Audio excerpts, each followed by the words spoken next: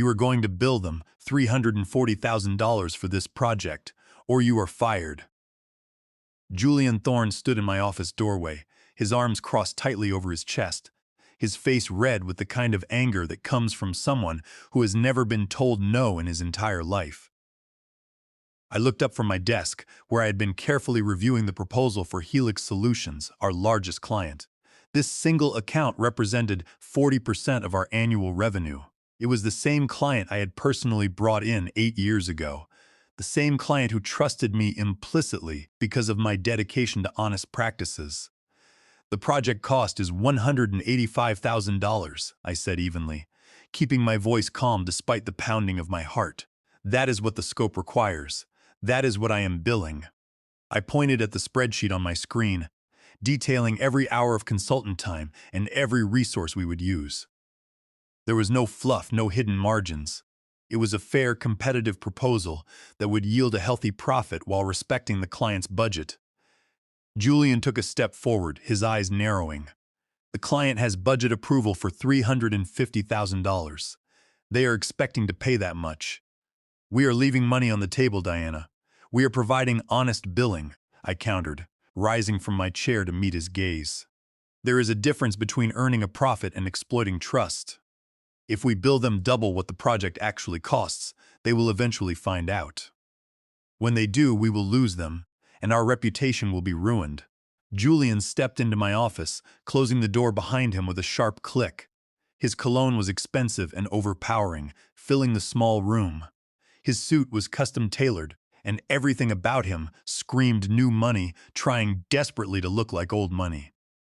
He had inherited Thorne Consulting from his father 3 years ago. In those 3 years, he had systematically destroyed everything the older man had built on integrity. He cared only for quarterly margins, luxury cars, and his own ego. "Diana, I am not asking. I am telling you. Inflate the proposal to $340,000, or I will find someone who will," Julian said, his voice dropping to a low, threatening hiss. "Then you will need to find someone who will, because I won't defraud a client who has trusted me for 8 years, I said, my voice steady. My hands were clenched at my sides, but I refused to show any fear. "This isn't fraud. It's business," he sneered. "It is fraud, Julian. And when Helix Solutions finds out, they will sue us into oblivion and take every other client with them. The consulting world is small. If word gets out that we pad our bills by nearly 100%, no one will ever hire us again." Julian's jaw clenched so hard I thought his teeth might crack. "You are fired, effective immediately. Pack your office and be out of this building by the end of the business day." He turned on his heel and walked out, leaving my door wide open. I could see heads popping up over the cubicle walls. Everyone on the floor had heard the shouting. I stood there for exactly 10 seconds, my heart pounding against my ribs. The shock of being terminated after 8 years of absolute dedication was intense, but it was quickly replaced by a cold, clear focus. My reputation was built in inches and lost in miles, just as my father used to tell me. My father was a union electrician in Ohio, a man who worked with his hands and never charged a penny more than what was fair. My mother taught elementary school, spending her evenings grading papers and instilling in me the value of treating people with respect. They weren't wealthy, but they were rich in the ways that mattered. That lesson had shaped my entire career. I built relationships based on trust. When I told a client something would cost a certain amount, that was the amount. That was why clients stayed with me for years. That was why they referred their colleagues. And that was why I had built Thorne Consulting's client base from 12 accounts to 37 in 8 years. I sat back down at my desk and opened my personal laptop. If Julian wanted to play this game, I would play it better. I pulled up my personal contact sheet of the 37 accounts. I had personally brought in 28 of them. They did not have relationships with Thorne Consulting. They had relationships with me. I started making calls. The first call I made was to Oliver Preston, the Chief Executive Officer of Helix Solutions. "Oliver," I said when he answered, "I need to tell you something, and I need you to keep it confidential for the next few hours." "Deanna, of course." His voice was warm and friendly.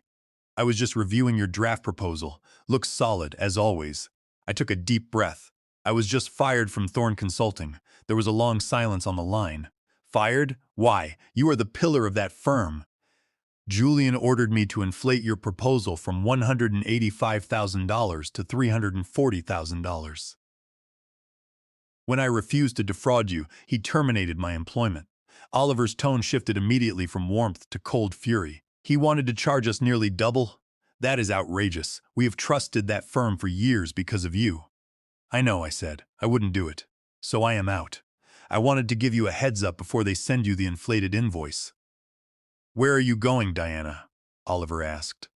I don't know yet, I admitted, but I will figure it out. Helix Solutions' loyalty is to you, Diana, not to Thorne Consulting. Oliver said firmly. You have saved us millions of dollars over the years through your efficiency projects. We trust you. Keep me posted on your next move. Wherever you go, we will follow. I hung up, feeling a wave of relief. I immediately called Beverly Sinclair, the chief financial officer of Vortex Industries. Beverly, I have some news. I am leaving Thorne Consulting today. I gave her the abbreviated version of what had happened. She listened without interrupting, though I could hear her typing on her keyboard. So Julian is a fool and a thief, Beverly said when I finished. Got it. When you figure out your next move, call me. We will transfer our business wherever you are. By 3 in the afternoon, I had spoken to 18 clients. 16 of them had promised to follow me. I started doing the math in my head. Those 16 accounts represented approximately $8,200,000 in annual billing. I wasn't just leaving, I was taking the core of the business with me. My office phone rang. It was the internal line. I ignored it, continuing to pack my personal books into a cardboard box. Then my cell phone buzzed. It was Julian. I slid the screen to answer. Yes, Julian, I said calmly. What the hell do you think you were doing? Julian was screaming so loudly, I had to pull the phone away from my ear. I just got a call from Beverly Sinclair saying she is terminating their contract. Did you tell her about our conversation? I told her I was leaving the firm, I replied. She drew her own conclusions. You are sabotaging my company, Julian yelled. I am informing my clients of a major staffing change, which is standard professional practice. If they choose to terminate their contracts, that is their independent business decision. You signed a non-compete agreement, Diana. I will ruin you in court. I signed an agreement not to work for a direct competitor for 12 months, I said, keeping my voice level.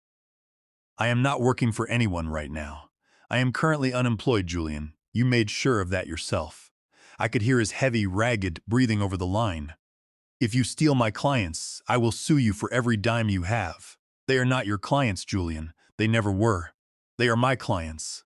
I brought them in, I managed their projects, and I built those relationships. You just cashed the checks and spent the money on sports cars. I hung up before he could respond. At 3:45 in the afternoon, my office door was slammed open. Julian marched in, his face purple with rage. Behind him were 2 security guards and Howard Jenkins, Thorne Consulting's corporate attorney. Ms. Caldwell, Howard said formally, stepping forward. We need you to hand over your laptop and your phone immediately. I looked up from the box I was packing. My personal phone? I asked, holding it up.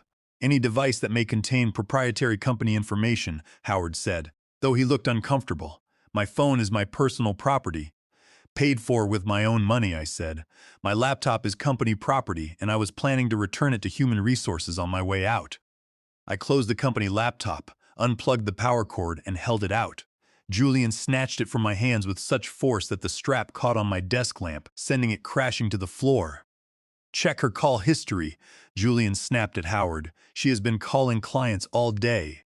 On my personal phone, I said, which you have no legal right to access without a court order. If you attempt to seize my personal property, I will file a police report for theft immediately. Howard held up a hand to stop Julian, who was lunging forward. Mr. Thorne, let me handle this, the attorney warned. He turned back to me. Miss Caldwell, did you use company resources to contact clients after your termination? I used my personal phone to make personal calls, I replied. Did you encourage clients to terminate their contracts with Thorne Consulting? Howard asked. I informed them of my departure and suggested they review their account management carefully going forward. Each client made their own decision based on their trust in my work. Julian stepped closer, his fists clenched. You think you are so smart. You think you can just walk out of here and take everything my father built? Everything your father built? I asked, looking him dead in the eye. I brought in 75% of this firm's current revenue. I managed every major relationship. You inherited a successful company and spent 3 years dismantling its reputation. Get out! Julian shouted. Get out right now! I picked up my box of personal items and walked toward the door. As I passed Julian, he reached out and grabbed my arm tightly, trying to pull the box from my hands. You should remove your hand, Julian, I said, my voice ice cold. Witnesses are watching. An assault is a serious offense under California Penal Code, Section 240. Howard immediately grabbed Julian's shoulder. Mr. Thorne, release her arm immediately. Julian let go, his face contorted in anger. I walked out of the office, down the hallway, and into the elevator. I was halfway across the parking lot when I heard rapid footsteps behind me. Gabriela Ruiz caught up with me, out of breath. Diana, wait. I stopped and turned. Gabriela, if Julian sees you talking to me, he will fire you too. I don't care, she said, leaning against my car. Half the office doesn't care anymore. I heard what happened. The whole floor heard him shouting. I want you to know that whatever you do next, I am in. Gabriela, are you sure? You have a stable job here. I have been looking for an exit strategy since Julian took over, she said. He is destroying the firm, and I won't be part of it. Before I could answer, the building's front doors swung open. Julian emerged, talking rapidly on his phone. He spotted us and marched toward my car. Rees, get back inside, now, he ordered. I am on my break, Julian, Gabriela said, crossing her arms. I don't care. You are not to have any contact with Miss Caldwell, to stand in a public parking lot having a conversation, Gabriela asked. I am pretty sure that is completely within our rights. Get inside, Julian demanded. We need to reassign Diana's accounts immediately. You are taking over the Helix Solutions project. Gabriela's eyebrows shot up. Me? I don't know anything about their manufacturing operations, then learn quickly. The proposal needs to go out by the end of the week. What proposal? Gabriela asked. The one Diana was working on. The efficiency project. We are billing them $340,000. Gabriela looked at me, then back at Julian. The project scope only justifies $185,000. The client has budget for $350,000, but the actual costs are much lower. We are pricing it at $340,000, Julian said, his voice rising. That is what I am telling you to do. Unless you want to join Diana in unemployment. The parking lot went quiet. Gabriela stood there for a long moment, looking at Julian's arrogant face, then at the building she had worked in for 4 years. She straightened her shoulders. I quit, Gabriela said. Julian's mouth fell open. What? I quit! Effective immediately, she repeated. I am not going to overcharge a client, and I am not going to work for someone who demands that I commit fraud. You can't just quit. Julian sputtered. I just did, she said. She turned to me. Diana, can we talk? About opportunities? Absolutely, I said. Let's get out of here. We got into my car and drove away, leaving Julian standing in the middle of the parking lot, shouting after us about lawyers and non-compete agreements. We drove to a quiet coffee shop on 5th and Main. As we sat down with our drinks, Gabriela looked at me. That felt amazing, she said. Also terrifying. Do you actually have a plan, Diana? I have the beginning of a plan, I said, and 16 clients who have already promised to follow me. My phone buzzed. It was a text from Nolan Brooks, another senior consultant at the firm. Did Gabriela really just quit in the parking lot? Because if you are starting something new, I am very interested. I showed the text to Gabriela, who laughed. Before I could reply, another text came through from Camila Soto, our lead data specialist. Heard what happened. Count me in if you need a data analyst. I am done with Julian's games. Then Gavin Cole, one of our most promising junior consultants, texted. Julian just called an emergency all-hands meeting. Everyone is furious. At least 4 of us are planning to walk out. Are you hiring, Diana? I looked at Gabriela. I think we are starting a company, I said. We spent the rest of the afternoon drafting the structure of Caldwell Consulting Group. I went home that night and sat down with my personal laptop. If I was going to do this, I had to move fast before Julian could lock down the remaining clients. I opened a new document and started writing the business plan, Caldwell Consulting Group LLC. The business structure would be a single-member limited liability company to start, with equity options for future partners. Services would focus on operational efficiency, strategic planning, and database management, all with transparent pricing and ethical billing. The office would be a shared co-working space to keep overhead low. The team would start with me and Gabriella, and hopefully expand to Nolan, Camila, and Gavin. I worked through the night, fueled by black coffee and adrenaline. By 3 in the morning, I had completed the business plan and financial projections. By 4 in the morning, I had successfully filed the limited liability company paperwork online. By 5 in the morning, I had secured a membership at a local co-working office. By 6 in the morning, I had drafted professional engagement letters for all 16 clients who had promised to follow me. By 7 in the morning, I had designed a clean, modern logo and a simple website landing page. At 8 in the morning, I started making calls. Oliver Preston answered on the second ring. "Diana, tell me you have good news," he said. "Caldwell Consulting Group is officially open for business." "As of this morning," I told him. "Shiz me the contract," Oliver said immediately. "We will sign it today and terminate our agreement with Thorne Consulting." "Oliver, I want to be completely transparent," I said. "We are running very lean. It is just me and one other consultant right now. We don't have a fancy office building, just a shared co-working space. But we will deliver the same high-quality work and honest billing you have always received." "Diana, that is literally all we have ever wanted," Oliver replied. "We don't care about the fancy office. We care about your expertise and your honesty. Send the paperwork." My second call was to Beverly Sinclair of Vortex Industries. "Diana, please tell me you are calling with a new contract," she said. "We are live, Beverly. If Vortex wants to transfer their account, I can send the documents over right now." "Yes, send everything." "We are terminating Thorne Consulting today." By 9 in the morning, I had spoken to 12 of the 16 clients. All 12 agreed to sign the transfer agreements immediately. At 9:05 in the morning, my phone rang. It was an unknown number, I answered, and Julian's voice came screaming through the line. "Where are my clients, Diana? I have received contract termination notices from 12 companies in the last hour." 12. I pulled the phone away from my ear. "Julian, you need to calm down," I said. "Calm down? You have stolen my entire client base. I am going to sue you for everything you have. You violated your non-compete." "I did not violate anything, Julian," I said. "I consulted with a legal specialist. Under California Business and Professions Code Section 16600, non-compete agreements are void ab initio in this state. You cannot legally restrict my right to practice my profession or start my own firm. I will still sue you. It will cost you hundreds of thousands of dollars to defend yourself." He screamed. "On what grounds?" I asked. "The clients terminated their contracts legally using their standard termination clauses.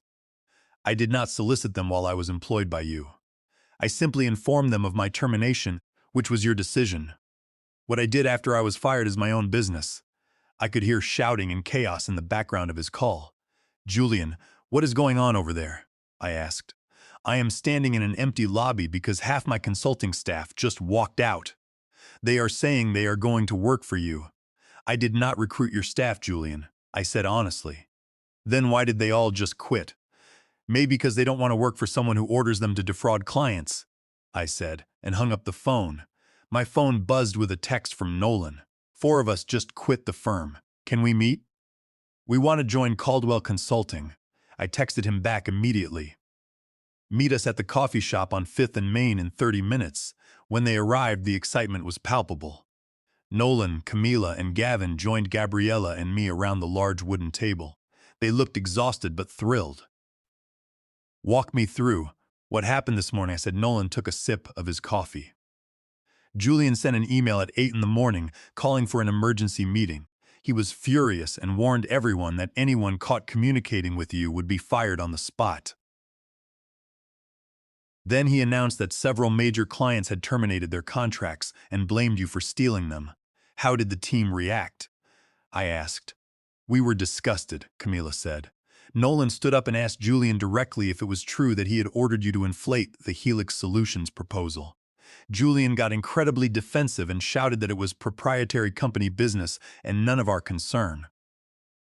which everyone took as a clear confession, Gavin added. Then Gabriella's departure was brought up. When Julian realized that Gabriella had quit rather than charge the inflated rate, he lost his temper completely, screaming about loyalty and respect. That was the breaking point, Nolan said. I stood up, told him I wouldn't work for a firm that demanded fraud from its employees, and walked out. Camila followed 30 seconds later, then Gavin. 3 junior consultants quit right after us.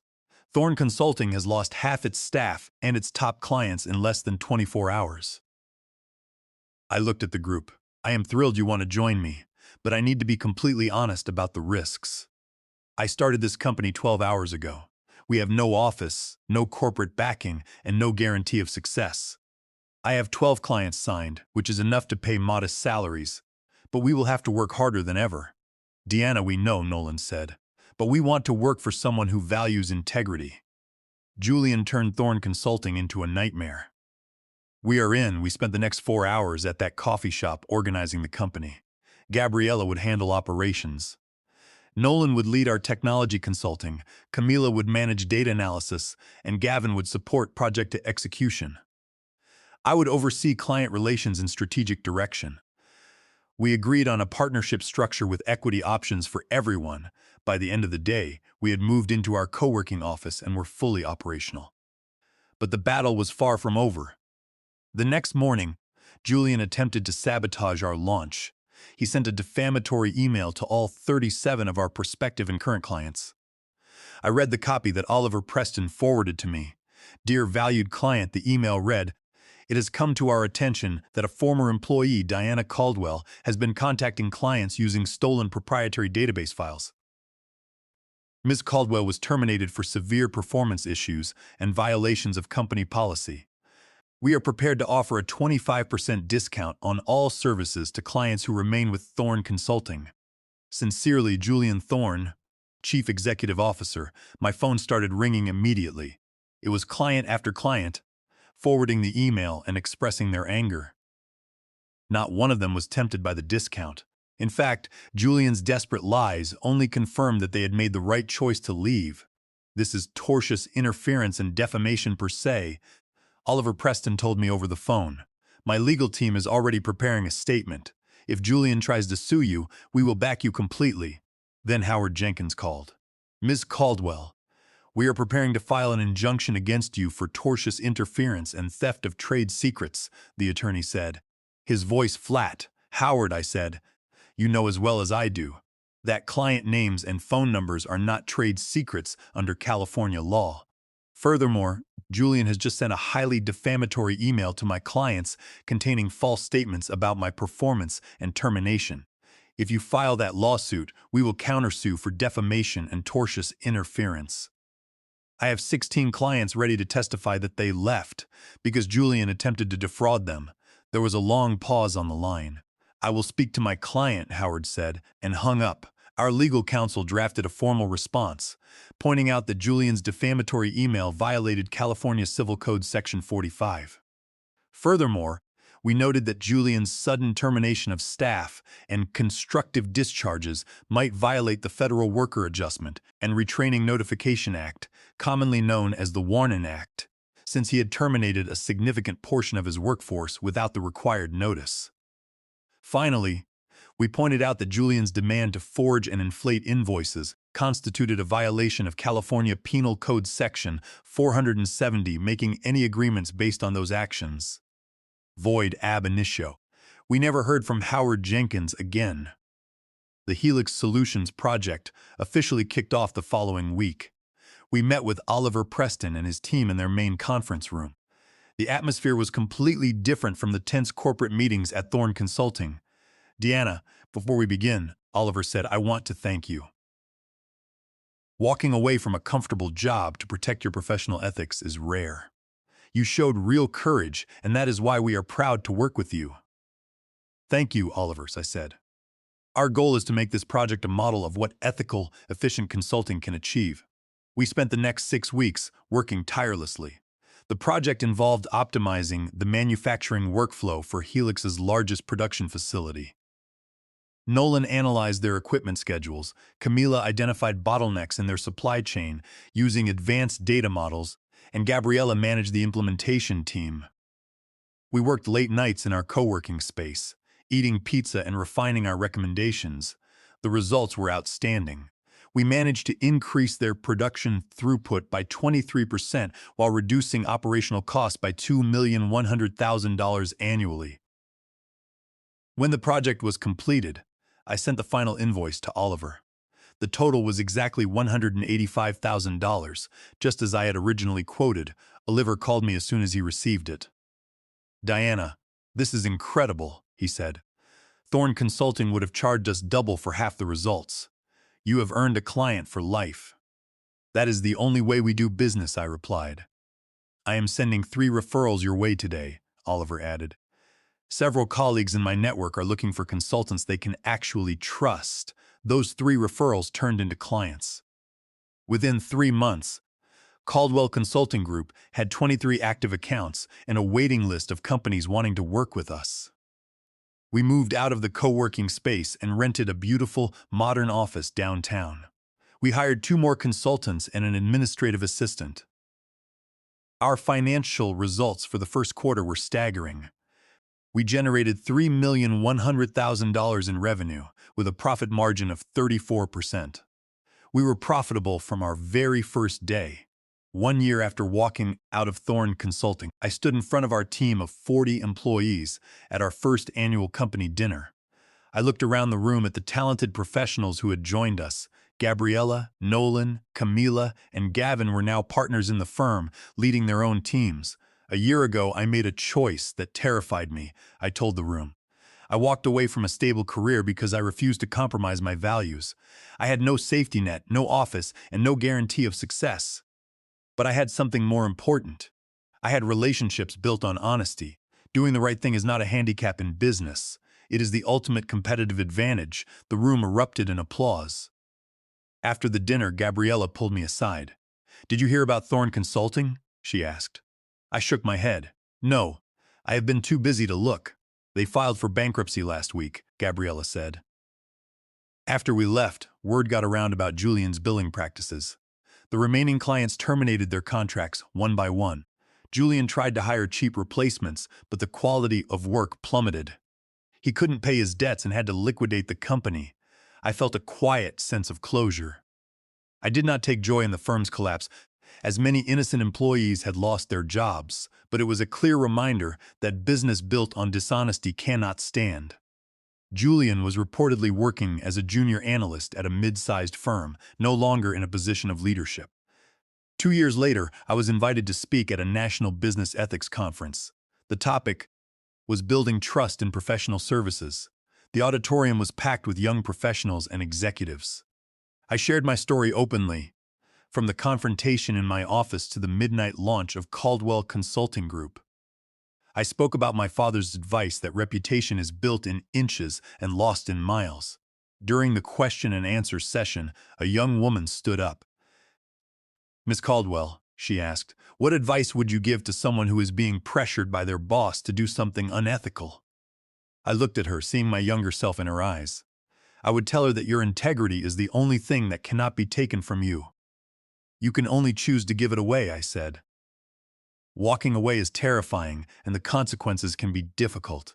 You might face financial uncertainty or legal threats, but the cost of staying and betraying your values is far higher. You lose your self-respect, and that is something you can never buy back." The applause was overwhelming. Today, 3 years after leaving Thorne Consulting, Caldwell Consulting Group is one of the most respected firms in the region. We have 62 employees, offices in 3 cities, and $28 million in annual revenue.